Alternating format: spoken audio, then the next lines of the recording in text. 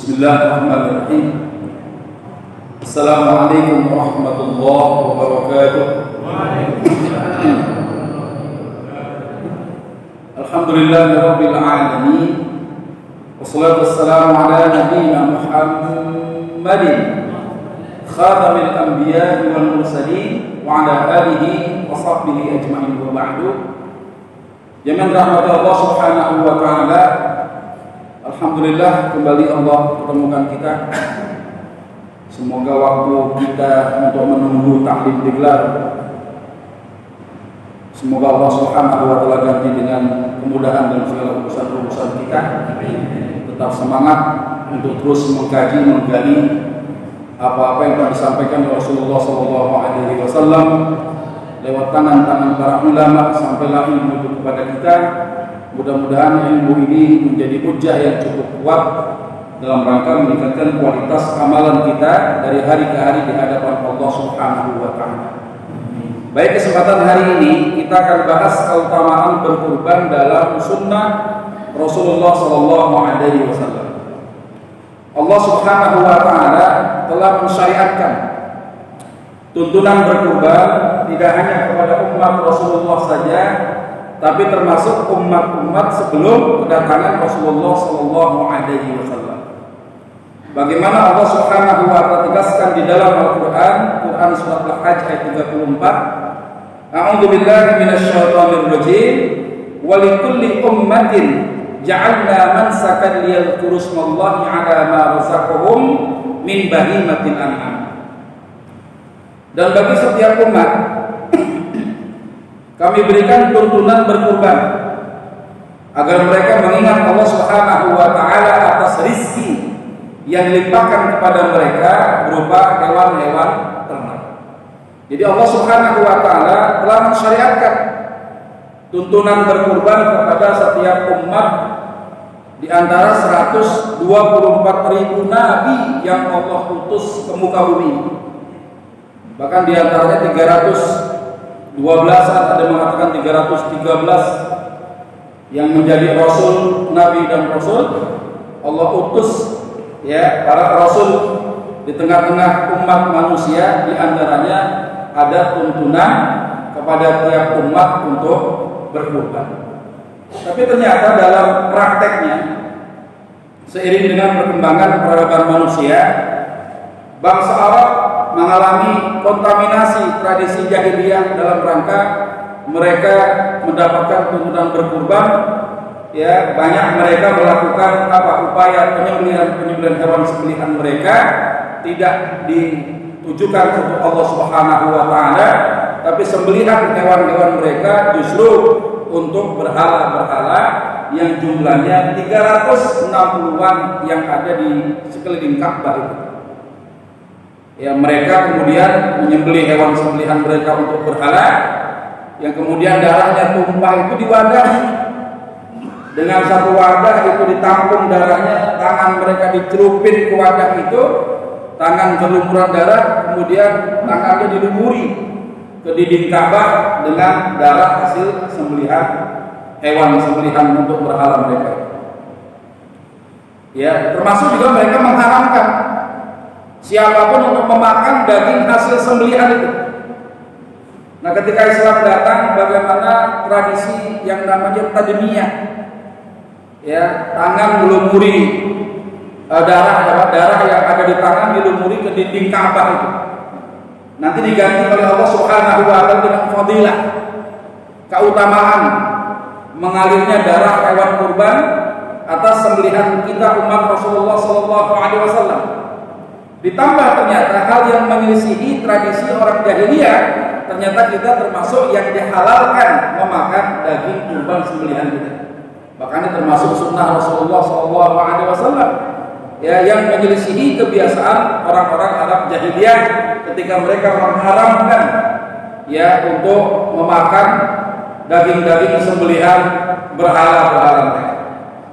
Ya, karenanya bagaimana Islam datang, ya, praktek kurban yang terkontaminasi dengan cara-cara jahiliyah diberantas, sudah dikembalikan tentang bagaimana tuntunan berkurban sebagaimana mestinya.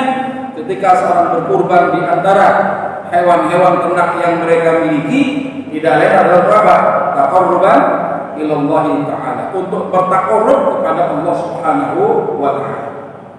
Ya, dari tahun ke tahun barangkali ada di antara kita nggak pernah putus berkurban. Tapi ternyata ibadah kurban itu nggak terasa imbas yang kita rasakan sebagai shahibul kurban. Kalau sudah beli kambing, beli domba, kita punya duit beli yang gedean gitu, dipotong, disembelih, kita ambil bagian yang sepertiga, ya, kita makan, selesai gitu aja.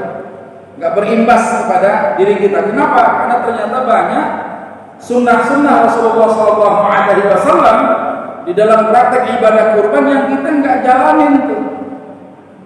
Ya, seperti kebiasaan ada orang yang mengirimkan hewan kurban di luar domisili shahibul kurban. Ya, antum nggak nyembelih sendiri, sudah nggak bisa menyaksikannya. Ya, bahkan nggak makan juga daging hasil sembelihannya.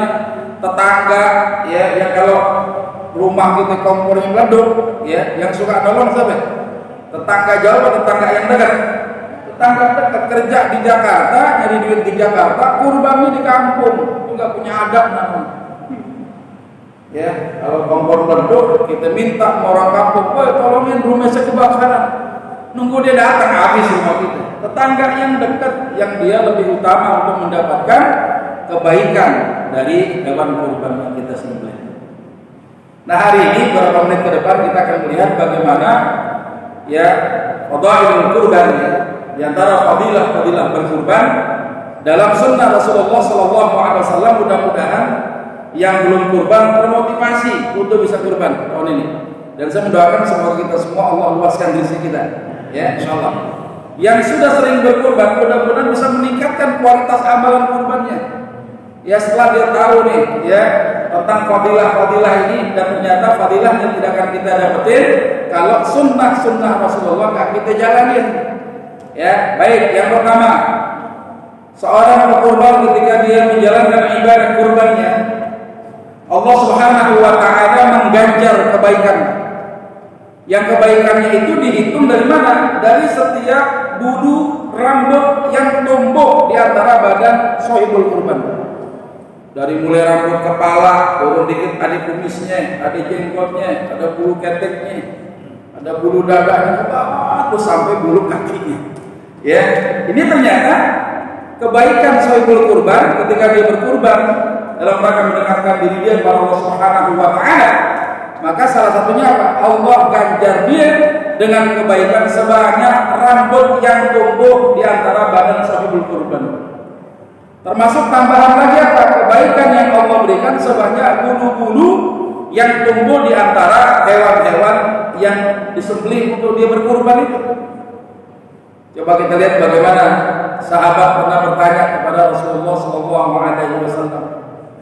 Qala ashabu Rasulillah sallallahu alaihi wasallam, "Ya Rasulullah, ma hadhil adhah?"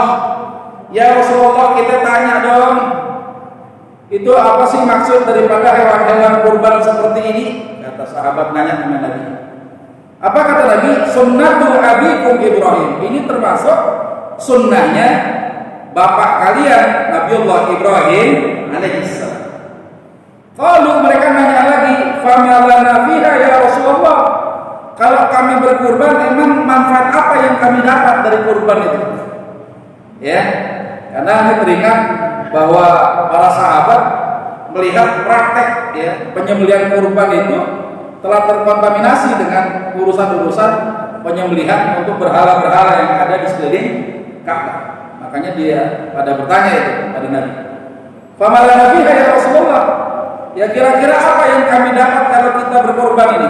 Kata Nabi apa? Bikulli sya'rah hasan.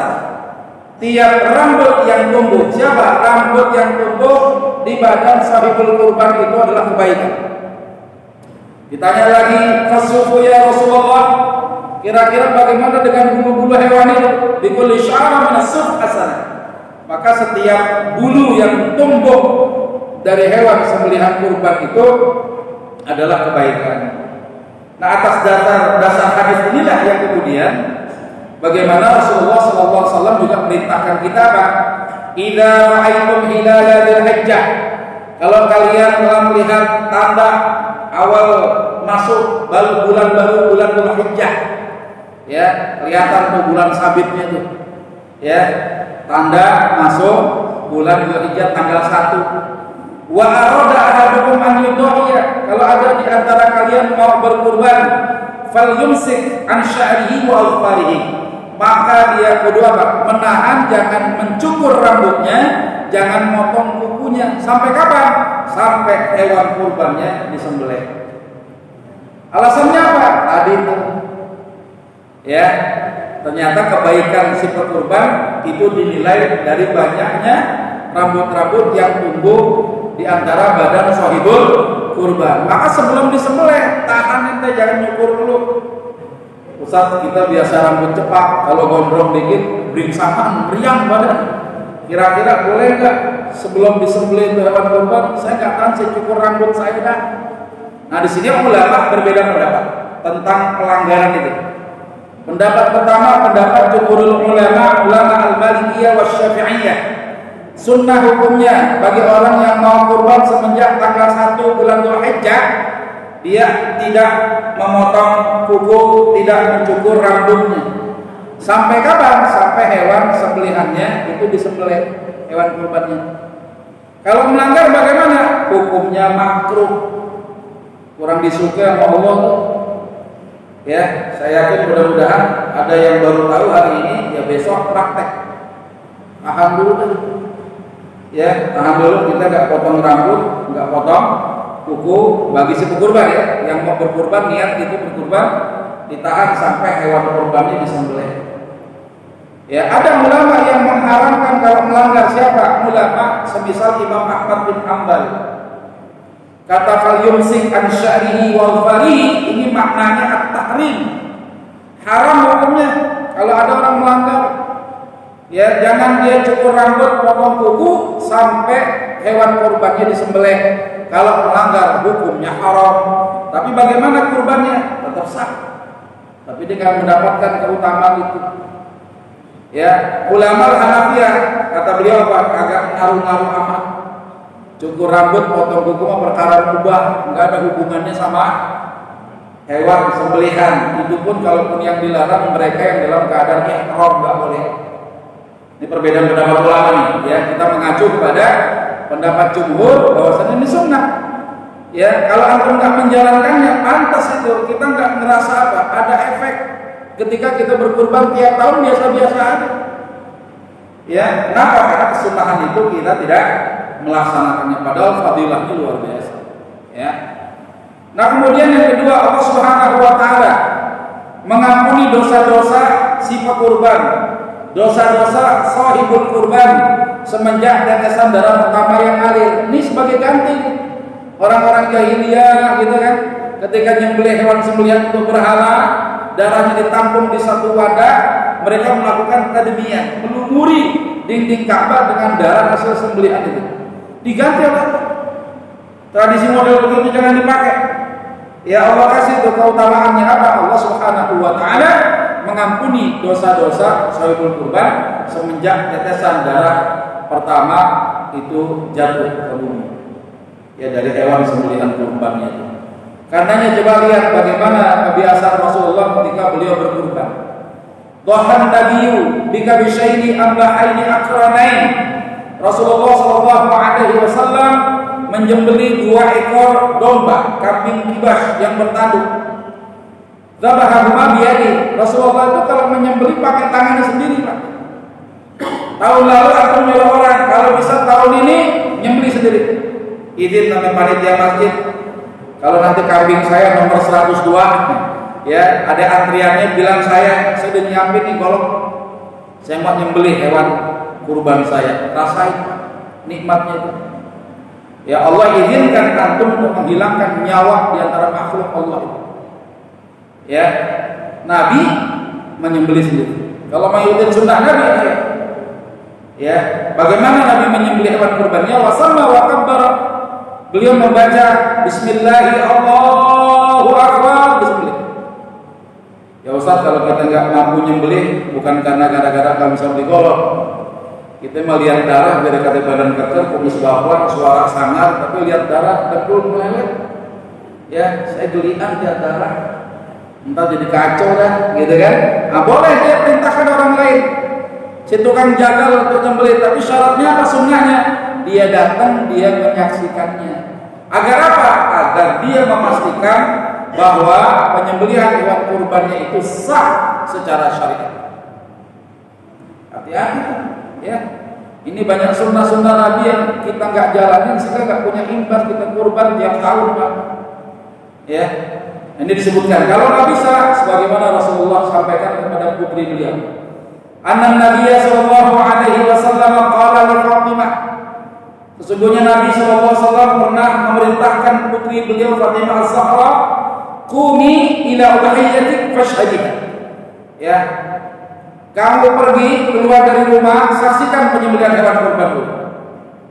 Ya, nanti ketika disaksikan, dipastikan bahwa kurbannya itu matinya karena sembelihan, bukan karena mati karena luka sayatan golok yang gak beres. Itu ada tuh Pak, ya, kambing digodot-godot sama golok berkali-kali gak mempan-mempan. Itu bukan kambingnya dari Banten gitu ya. Kambingnya kok nggak umpan pakai golok, gaulnya di Banten 10 tahun gitu. Ya nyari dawat ya.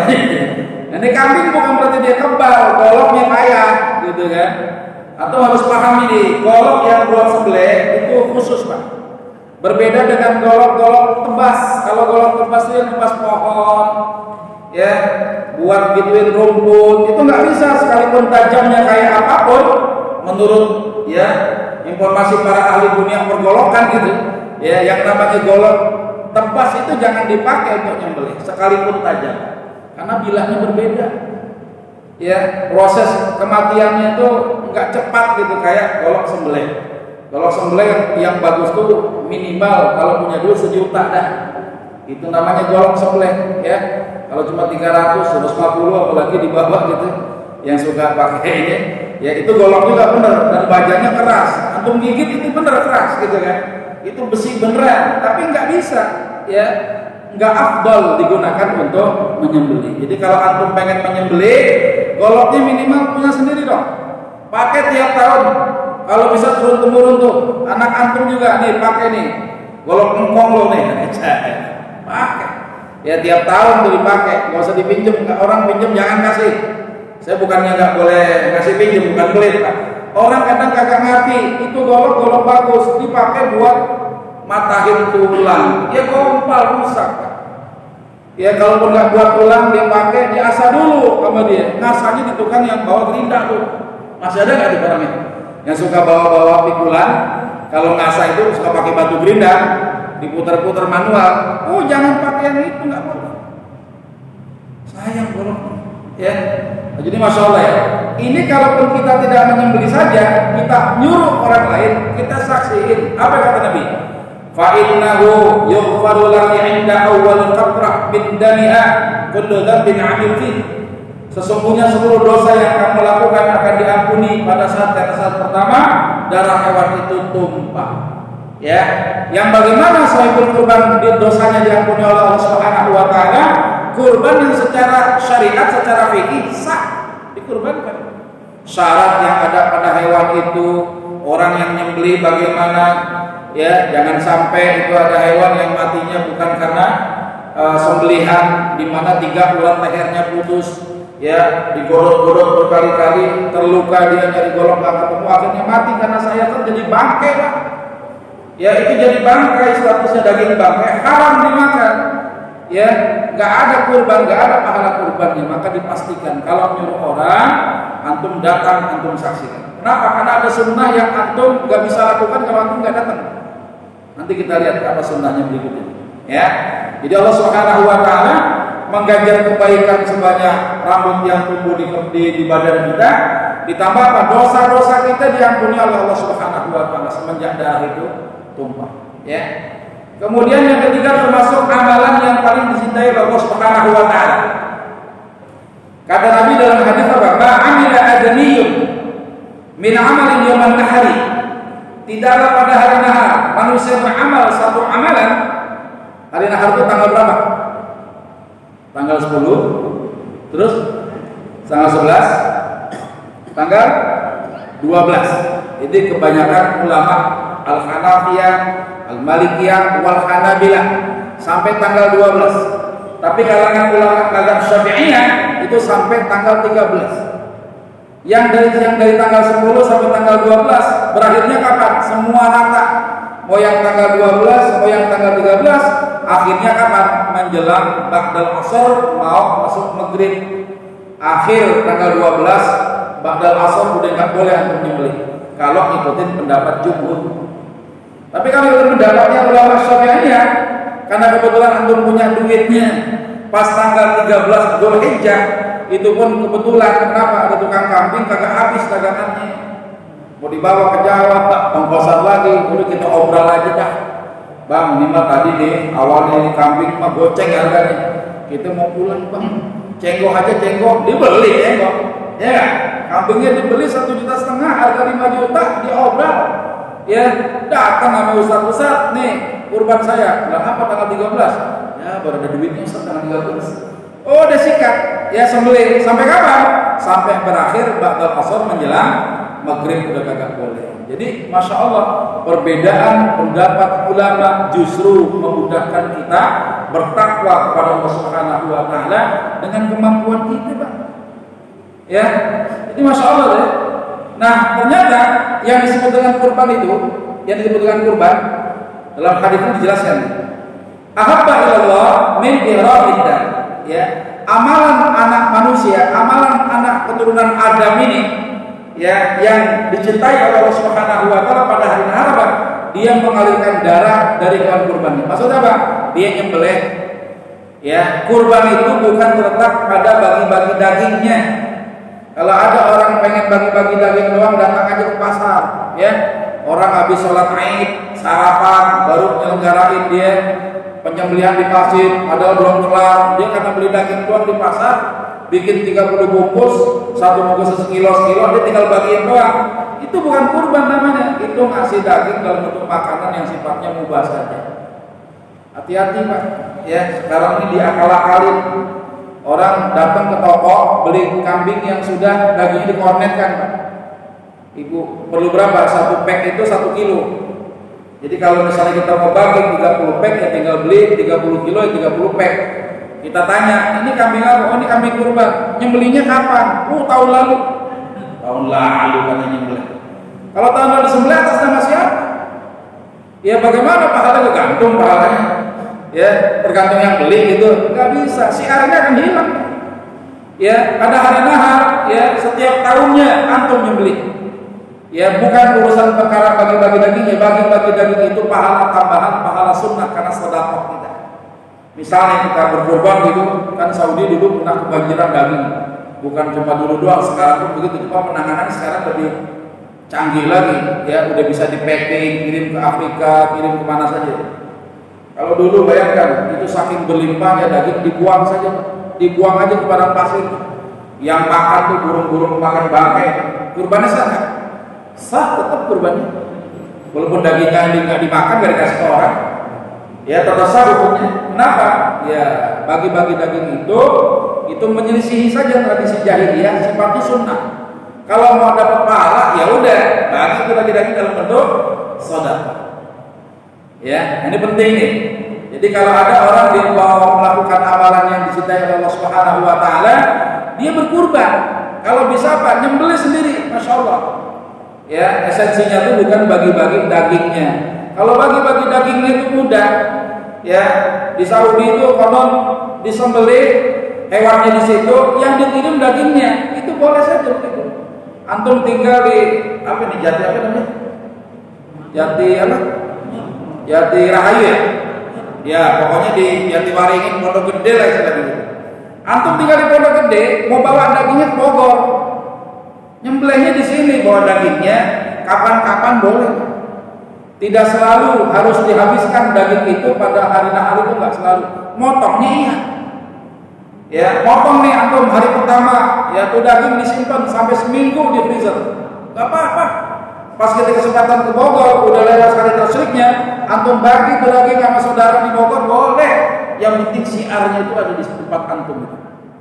Kalau dikirim semuanya, ngirim duit doang, hewan kurbannya dia nggak tahu ada di mana, antum percayakan kepada orang lain. Mohon maaf, kadang ada banyak modus.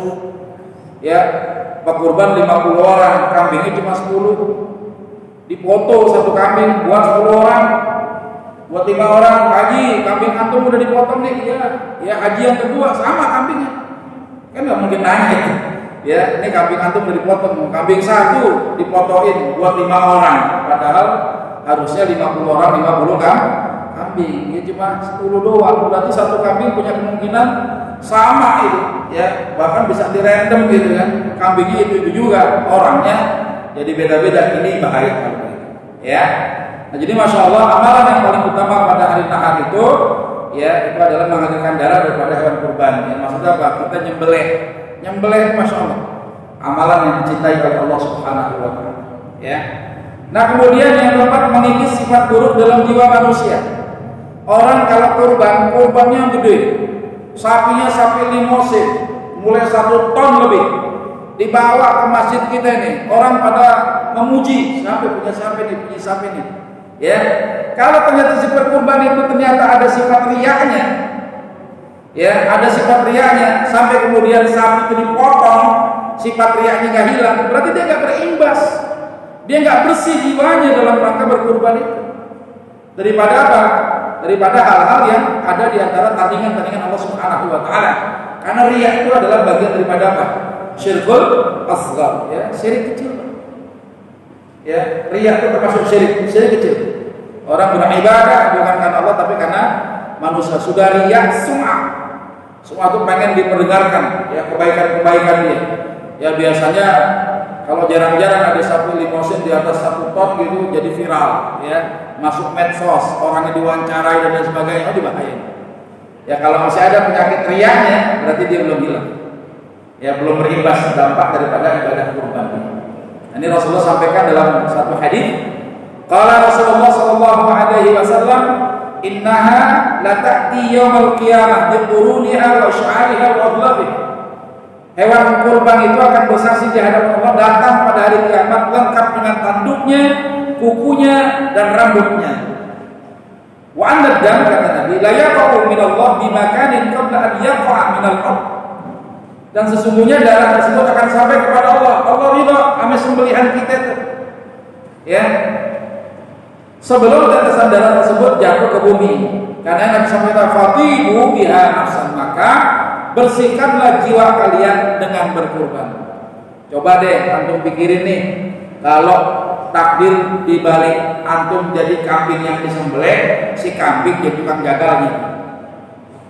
Ya bayangkan itu, bagaimana ketundukan hewan-hewan di hadapan Allah mau dikelola oleh tangan-tangan manusia. Kenapa? Karena Allah mengangkat kita sebagai khalifah fil ardh, pengelola, pemimpin yang ada di atas muka bumi. Ya, nggak bisa nolak, nggak pernah kita melihat atau mendengar atau merasakan kambing-kambing pada ngamuk gara-gara apa? Keluarganya dibantai Pak kita. Ya coba, tiap tahun kita punya habis. Ya tiap tahun kita punya suami dikodok manusia. Besok kita protes. Ya kita undang tuh kambing-kambing internasional bikin konferensi. Ya agendanya apa? Kita tolak mentah-mentah. Kita nggak mau disembelih lagi. Mungkin kalau kita begitu. Ya, ini kambing luar biasa Pak. Ketika disembelih, dia luka karena sembelihan. Logika kita sakit nggak? Sakit nggak kira-kira? Dia ngerasain. Bayangkan kalau antum tuh bagaimana gitu? Di kandang dikasih makan, masuk ke dalam masjid, dibelai-belai membocah-bocah, disayang-sayang sama yang kurban, ya tiba-tiba atau mau disembelih. Bayangkan kalau kita jadi kambingnya bagaimana rasanya? Tapi ternyata masya Allah, ketika disembelih secara syar'i, ya hewan-hewan kurban itu disembelih, dia tidak merasakan sakit kecuali sakit seperti digigit semut doang, seperti orang yang mati syahid. Ya bayangkan itu. Ada orang yang mati syahid, saking enaknya meninggal dunia, hal yang paling indah para syuhada minta kepada Allah, bukan dunia sisinya, minta kembali ke dunia, minta hidup lagi Pak. Mau ngapain? Mau perang lagi, mati syahid lagi, perang lagi, mati syahid lagi, 10 kali meminta mati syahid. Bayangin. Belum ada surga aja, masih di alam barzakh, sudah Allah berikan nikmat para syuhada itu. Ya, bahkan dia bisa memberikan syafaat 70 orang keluarganya. 70 keluarganya. Ya, dia bisa diberikan izin oleh Allah ngasih syafaat. Nah, hewan-hewan sembelihan kita kalau diperlakukan dengan bagus, dia juga ridha kita sembelih, ya, kemudian disembelihnya secara syar'i, maka sakitnya senilai dengan sakit orang yang mati syahid. Yaitu kalau kita bayangin kalau kita jadi kambingnya, mau nggak begitu? Bersih hati kita, yang ngelihat kambing kita disembelih, turun kesombongan kita harusnya. Ya, kita cuma apa doang, dibilang remeh-remeh juga bukan. Ya, kita apa tuh, gitu kan? Di depan Allah kita apa coba, gitu kan? Coba kalau kita dibalik takdir jadi kambing yang disembelih kayak apa rasanya? Ya, kita banyak nolaknya di hadapan Allah, kita banyak bantahnya di hadapan Allah. Coba itu. Ya, dengan melihat hewan kita disembelih, apalagi kita yang menyembelih sendiri, masya Allah bersih hati kita. Maka kalau ada orang yang kurban, masih ada sifat riyanya, masih ada sum'ahnya di hati, maka dia tidak berimbas di antara ibadah kurban dia. Padahal Nabi sampaikan apa? Fatibu biha nafsan, maka bersihkanlah jiwa kalian ya dengan cara berkurban. Ya. Nah, kemudian yang kelima, mendapatkan pahala sedekah lewat mana? Daging hewan kurban yang diberikan kepada orang lain sebagai makanan. Orang miskin, orang fakir dapat daging dalam bentuk sedekah. Orang kaya dapat daging dalam bentuk hadiah. Apa bedanya hadiah dengan sedekah? Apa bedanya daging yang diterima oleh orang fakir dengan orang kaya, itu daging kurban? Apa bedanya? Ada yang tahu nggak? Kalau bisa jawab pas dapat hadiah. Ada yang tahu nggak? Apa bedanya? Kalau orang fakir dia dapat daging, kebanyakan dagingnya dia mau jual boleh nggak? Boleh. Tapi kalau orang kaya model antum ini, yang kalau makan daging kapan aja bisa, yang kalau makan sop apa itu 3 saudara itu, ya nggak? Sop kambing, kita nggak perlu datang ke kedainya, kita tinggal pencet handphone kita, Gojek datang. Tiba-tiba datang tuh Pak RT, Assalamualaikum Pak Haji, ini ada nih titipan dari masjid, ya daging kurban buat antum ini. Orang kaya boleh terima nggak? Boleh. Tapi kalau dia nggak suka, nggak boleh dijual. Dia tinggal ngasih lagi ke orang lain. Itu bedanya. Ya, orang miskin dapat daging kebanyakan, dapat kedagingan dia. Ya, dia boleh dijual sebagai. Tapi kalau orang kaya dapat daging dalam bentuk hadiah, dia nggak suka, dia nggak makan, dia nggak boleh dijual itu. Apalagi orang yang berkurban, nggak boleh jual harta yang dijual kulitnya. Lalu bagaimana panitia kurban yang suka jual-jual kulit? Nah, bagaimana hukumnya? Ntar kita lanjutin setelah ada nisai. Ada dulu nggak? Ya, silakan. Baik, kita lanjutkan sedikit ya. Jadi kata Nabi, man ba'ajul udhiyatihi fala udhiyatala. Barang siapa yang menjual kulit hasil sembelihan kurbannya, maka tidak mendapatkan kurban itu. Maka enggak sah kurban dia. Bagi siapa? Bagi orang yang berkurban. Itu bagaimana kalau dia enggak bisa nyembelih, dia titip kepada panitia. Panitia diberikan amanah untuk menyelenggarakan kurban jamaah, di mana biasanya jamaah itu bayar, benar ya gitu. Ada ngasih kambing misalnya harga 100.000, sudah include itu untuk kebutuhan panitia. Ya ada tukang jagalnya dibayar, ongkos perawatannya juga ada, karena kambing sehari 2 hari kan butuh makan juga. Kita perlu ada orang yang mencari rumput dan sebagainya. Nah, artinya kalau orang yang berkurban saja itu nggak boleh menjual hasil sembelihannya, apalagi panitia, ya, sebagai wakil sahibul kurban nggak boleh. Alasannya apa? Apalagi kalau dijual itu kulit, uangnya dipakai buat tambahin ongkos panitia. Ustadz, makanan kurang konsumsi, ada panitia dadakan, ya panitia dadakan kayak tahu bulat digoreng mendadak, ya gampang aja begitu. Dia bawa pisau panitia, gitu ya, megang golok panitia, ya, akhirnya panitia asli kebingungan, ya, ternyata konsumsinya cukup banyak, ya butuh. Nah, dijual kulit, ditambahin itu hasil jualan kulit ditambahin untuk makan panitia, tambahin upah dan sebagainya. Ini kita lihat hadis ini. Rasulullah SAW pernah beliau berkurban 100 unta. Beliau menyembelih unta itu an-nusuk, ya. Itu 40-an unta diselesaikan dengan tangan beliau sendiri. Sisanya 60-an diserahkan kepada Ali bin Abi Thalib radhiyallahu anhu untuk menyelesaikan sisa yang lain. Amarni Rasulullah sallallahu alaihi wasallam an aquma ala budni, kata Ali.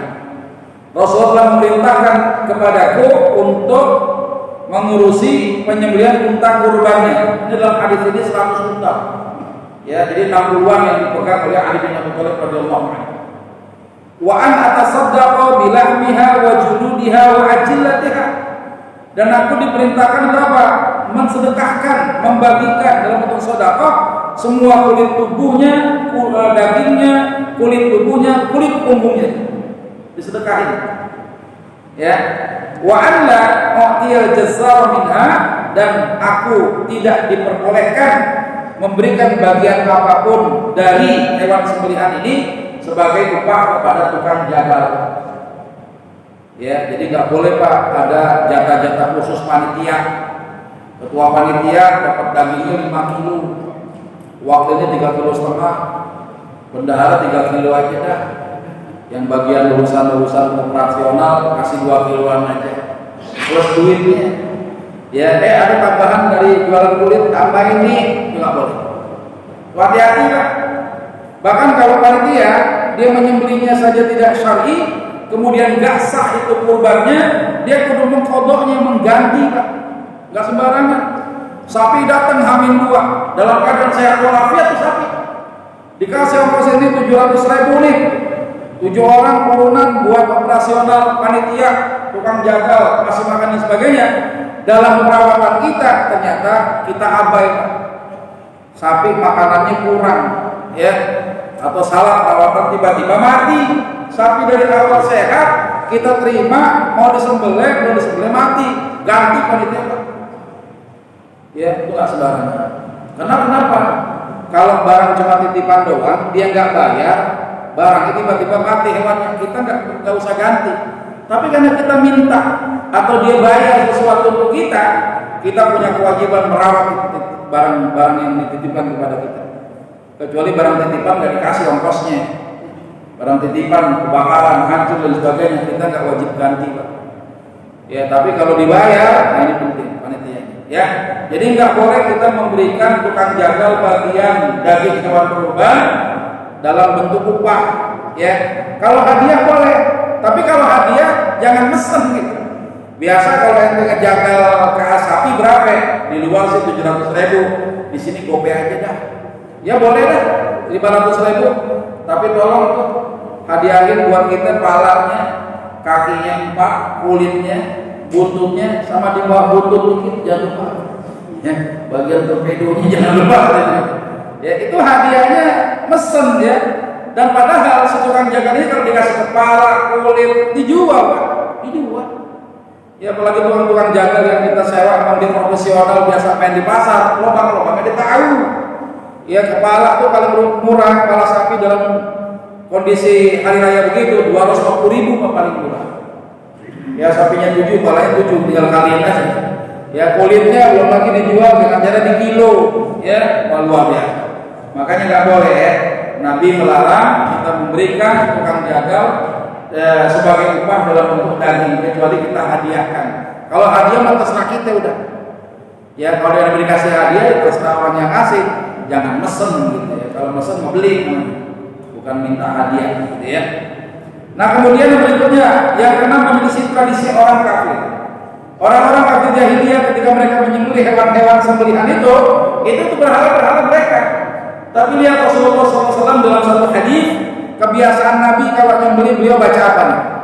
Ini yang saya bilang nih, kalau antum nggak sempat nggak bisa menyembelih, nyuruh orang antum datang, kalau bisa berdiri di belakang tukang jagal atau di sampingnya boleh, sambil ngadep kiblat gitu. Karena Nabi pernah melakukan ini nih. Anan Nabi sallallahu alaihi wasallam Zabaha yaumil 'id kabsyain. Bahwasanya Nabi menyembelih di hari Id 2 ekor kambing. Tsumma qala hina wajjaha. Tatkala Nabi telah menghadapkan wajahnya ke kiblat, ya, Nabi kemudian membaca apa? Wajjahtu wajhiya lilladzi fatara as-samawati wal arda hanifan wa ma ana minal musyrikin. Inna salati wa nusuki wa mahyaya wa mamati lillahi rabbil alamin la syarika lahu wa bidzalika umirtu wa ana awwalul muslimin. Itu kalau kita jadi yang tukang nyaksiin korban kita disembelih sama orang, baca dulu itu. Ya, kalau sudah wa ana awwalul muslimin, colek tukang jaga suruh nyembelih. Ketika nanti tukang jaga nyembelih, si tukang jaga baca apa? Bismillahirrahmanirrahim, Allahu akbar, disembelih. Ya, kalau sudah ngalir darahnya ditunggu ya sampai kemudian darahnya mengalir, udah dipastikan mati karena sembelihan, si pekurban baca apa? Allahumma hadza minka walaka. Ya Allah, kurban ini darimu untukmu ya Allah. Kalau mau disebutin nama kita boleh. Allahumma hadza minka walaka anni, ya, atau nama orang lain misalnya. Allahumma hadza minka walaka an fulan bin fulan, fulan binti fulan. Ya, ini kalau kita nggak pernah kurban di tempat kita sendiri, kita malah justru mengirimkan kurban itu ke tempat luar domisili kita, tidak akan kita bisa mendapatkan seluruh fadilah ini. Ya, karena kesunahannya nggak mungkin kita rasain. Ada orang yang secara medis nggak boleh makan daging kambing. Jadi kalau ente makan daging kambing, ya ini bahaya dah. Entah darah tinggi, naik lagi, kumat lagi, ente bisa stroke, jantungan ente ternak, katanya begitu. Ya, ingat jalankan sunnah Pak. Ada kita kurban kambing, dapat sepertiganya kita bawa makan itu sunnah. Ya, kalau pengen dapetin sunnah, makan kambingnya jangan 50 tusuk sendirian. Ya, kata Ustaz sunnah gitu 50 tusuk makan sendirian. Ya, cukup 1-3 tusuk aja dah ya Allah, saya bertabarruk. Ya, dengan kebiasaan Nabi-Mu ya Allah, kasih kebaikan, saya punya penyakit, saya pengen berobat dengan yang halal ya Allah, angkat penyakit saya 1 tusuk. Masih kepengen lagi, tambah lagi ya Allah. Ini sunnah Nabi-Mu ya Allah, bahkan masih nambah lagi, ambil tusuk lagi. Kalau masih pengen juga, ya berhenti dah. Tapi kalau antum pengen makan terus sampai banyak, berarti hati antum belum bersih itu jiwanya. Masih mabuk, ya masih serakah ya. Ya padahal tadi Nabi bilang fatihu biha nafsan, bersihkan jiwa-jiwa kalian dengan berkurban. Kalau masih ada riya, masih sum'ah, masih kedot sampai dunia, berarti ibadah kurban kita nggak punya imbas buat diri kita. Ya, maka masya Allah ya, seluruh fadilah yang ada ini ya itu akan sempurna di hadapan Allah kalau pertama kurban kita secara syariat, secara fikih sah. Ya, yang kedua amalan-amalan sunnah yang tadi saya sampaikan jalanin insyaallah. Ya, maka tiap tahun nanti mudah-mudahan ini kita kurban bisa lebih baik lagi. Ya, bisa benar-benar mendapatkan kebaikan di dunia wal akhirah. Baik, sebelum ditutup ada pertanyaan menyangkut masalah fikihnya? Ada pertanyaan? Silakan. Assalamualaikum warahmatullahi wabarakatuh. Waalaikumsalam. Ini mau tanya. Ya. Sebuah kambing satu itu sebelum udah dikorban untuk dimasak buat panitia boleh nggak? Sekian. Baik. Terima kasih. Bagaimana kalau ada semenjak awal mau kurban, panitia ketuanya bilang, cariin kambing yang semokan dikit, ya. Kambing yang rada-rada gede, buat apa Pak Ketua? Kita potong dulu biar dimasak sama ibu-ibu. Ntar siang jadi kita bisa makan, gitu ya.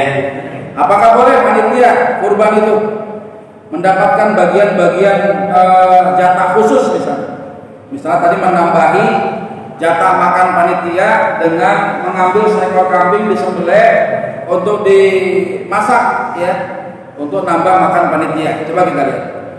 Panitia kurban itu enggak sama dengan amil zakat. Kalau amil zakat itu mendapatkan bagian 1/8-nya. Panitia kurban itu bukan amil zakat, dia wakil sohibul kurban.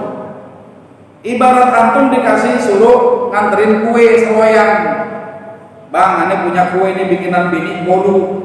nggak sempat kasih saudare, ente bawain ke saudara nih ongkos 50.000. 50.000 kepakai buat ongkos, belum sampai tuh ke tempat yang mau kita kasih tuh makanan, kita lapar.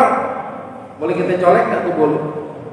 Sepongge aja udah, kata orang Tangerang itu, kata orang Palu sepongge sepotong aja dah, ya. Saya gak mau nganterin ke sono biar nyampe dah. Boleh nggak kira-kira gitu? Kagak boleh. Ongkos sudah dikasih, disampaikan bolu supaya dikasih ke orang yang kita mau kasih, antum cawe-cawe tuh, ya cawe-cawe enggak? Ya bolu yang antum supaya kirim dicomot-comot, sepotong dua potong dimakan. Ya namanya tidak aman, nggak boleh Pak. Kalau mau begini, kebetulan misalnya ada tetangga kita orang kantor, kadang dititipin kantor dikasih kambing misalnya, ditebar tuh perusahaan kasih sodakoh hewan kurban ya. Kalau ditanya bingung nih jawabnya, ini kurban atas nama siapa bang? Ya saya nggak tahu, atas nama kantor aja. Nah begitu boleh tuh. Itu nggak ada nama kurban, itu sedekah biasa. Kalau mau dipotong dalam takbiran juga boleh. Yang begitu mah, ya. Tapi kadang orangnya nanya mana kambing gue, mana malam udah ya kurang siar. Besok paginya selesai kita sholat Id, kita pulang dulu, kumpul lagi di masjid. Nah cari tuh ya kambing yang model begitu boleh tuh bang. Sampein kambing yang tadi pagi disembelih itu sumbangan dari kantor. Ya, nggak dijelasin ini atas nama siapa kurbannya. Insya Allah ini kambing akan diolah sama panitia mak jadi makanan. Ntar panitia boleh makan, yang nontonin juga kalau sempat mau makan juga silakan, boleh. Cari yang begitu, cuma jangan kelamitan kalau kagak ada. Aman jangan.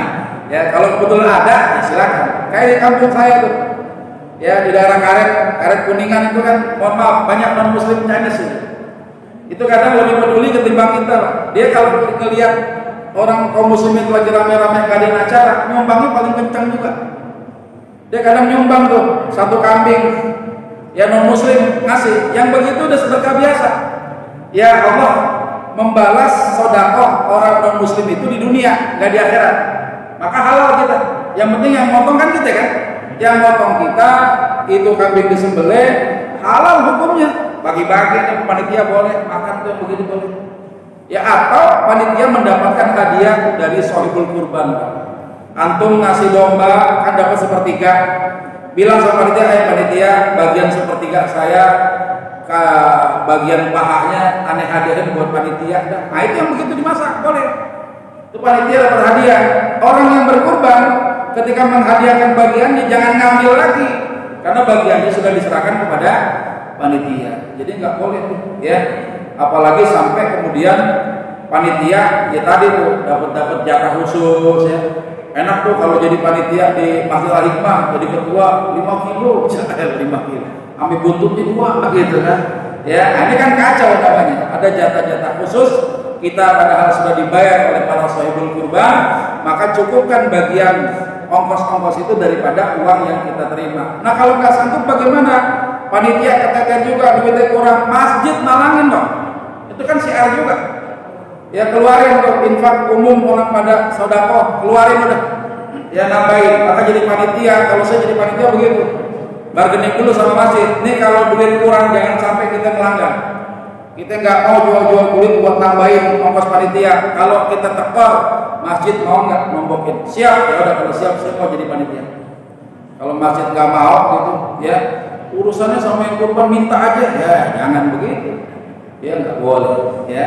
Nah jadi urusan kulit, urusan tadi itu dan lain sebagainya termasuk tadi minta jatah khusus panitia jangan sampai kejadian lagi di masjid kita. Ya itu penting. Ya, masih ada lagi? Ya.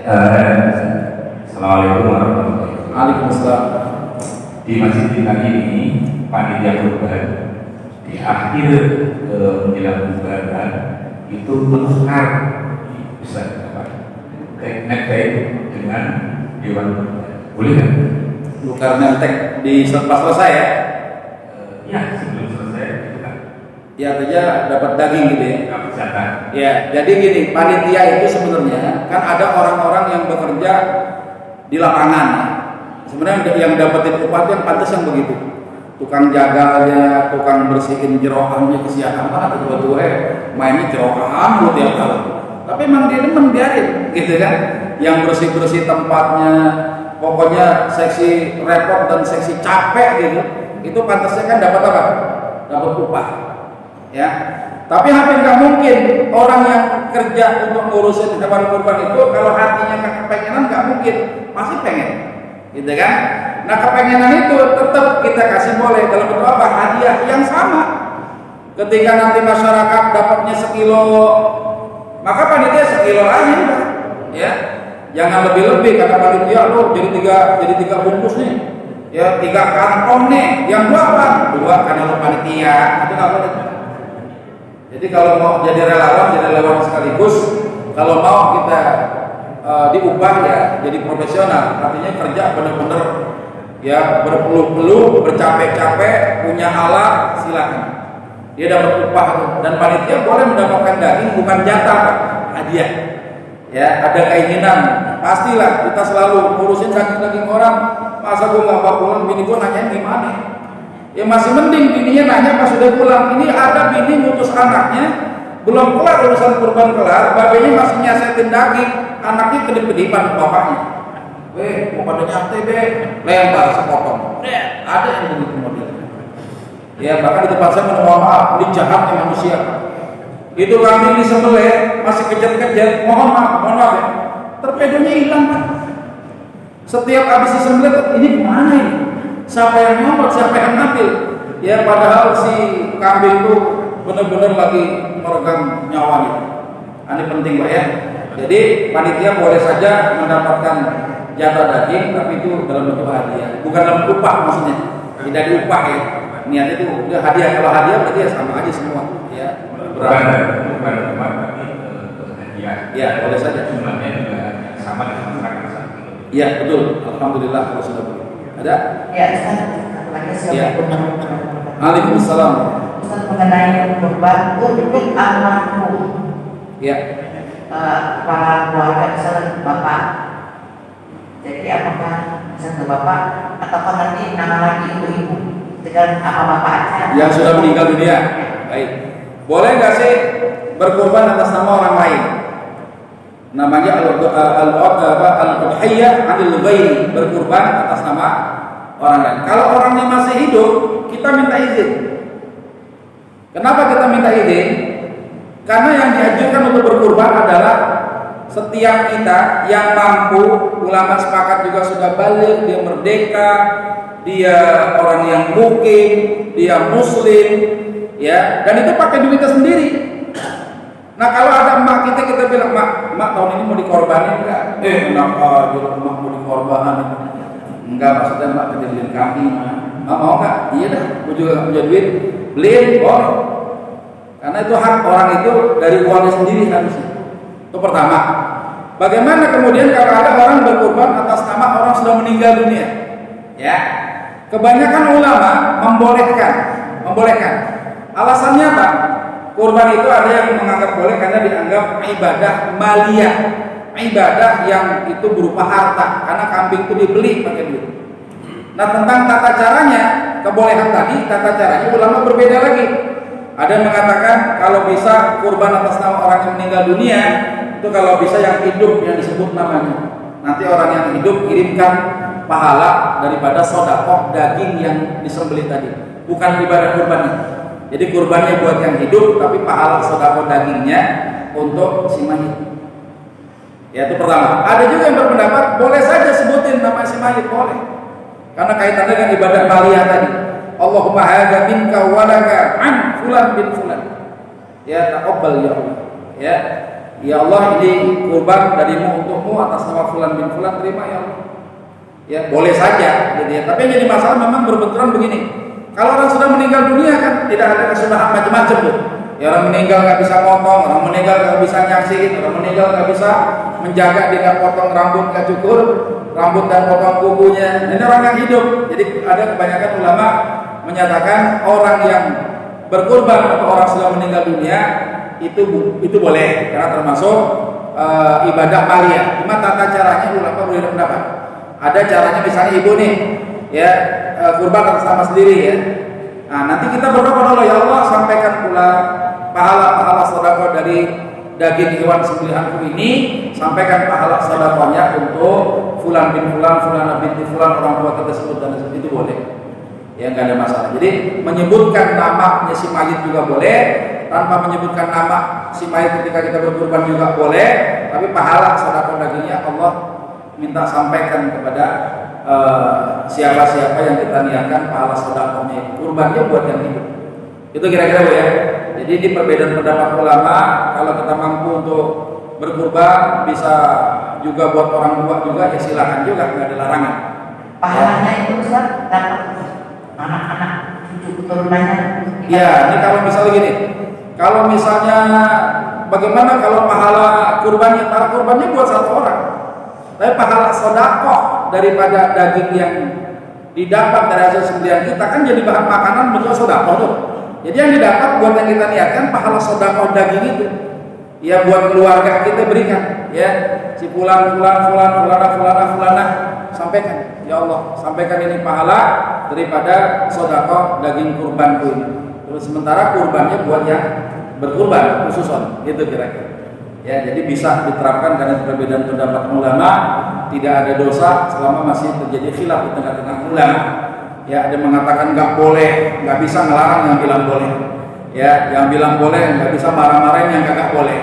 Ya, kenapa? Ijtihad itu kalau benar pahalanya 2, kalau salah pahalanya 1. Dan yang berijtihad itu memang ulama kelas mujtahid, ya, bukan kayak kita nih.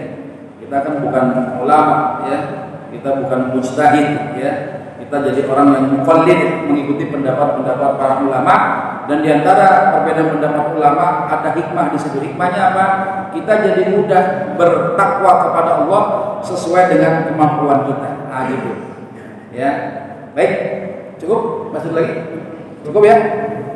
Baik, insya Allah nanti mungkin karena ini masih panjang ceritanya gitu tentang fikih kurban ini, mungkin ada ustaz-ustaz lain yang barangkali bisa memberikan materi berikutnya, ya insya Allah bisa menyempurnakan ya materi kita pada kesempatan hari ini. Saya turut mendoakan pada malam hari ini semoga Allah Subhanahu wa taala meluaskan rezeki kita, Allah berikan kita keuangan yang cukup untuk bisa berkurban, dan kurban kita kurban yang lebih baik daripada tahun-tahun sebelumnya. Kita bisa mengamalkan sunnah sehingga kita bisa mendapatkan berbagai macam fadilah dalam rangka ibadah kurban sesuai dengan sunnah Rasulullah SAW. Itu barangkali hal yang bisa saya sampaikan. Banyak bicara, banyak salah. Kalau salah saya minta maaf. Kalau sama-sama kita memohon ampunan. Semoga kita termasuk hamba-hamba Allah yang diampuni segala dosa dan kesalahan. Mari kita tutup dengan kalimat alhamdulillah. Alhamdulillahirabbil alamin. Subhanallahumma wa bihamdika asyhadu an la ilaha illa anta astaghfiruka wa atubu ilaik. Assalamualaikum warahmatullahi wabarakatuh.